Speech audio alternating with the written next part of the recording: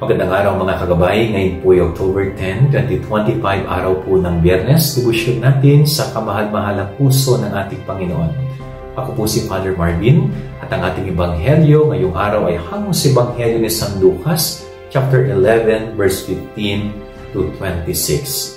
Ang Panginoong Jesus ay nagpapalayas ng masasamang espiritu, nagpapagaling ng mga may sakit.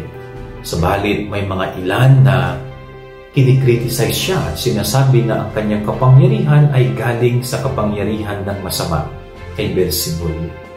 Pero alam po ninyo, itong magandang ginawa ni Jesus, never siyang nagpatinag sa mga nagkikriticize sa kanya. No? Never siyang na-discourage na gawin kung ano ang ginagawa niyang tama't mabuti.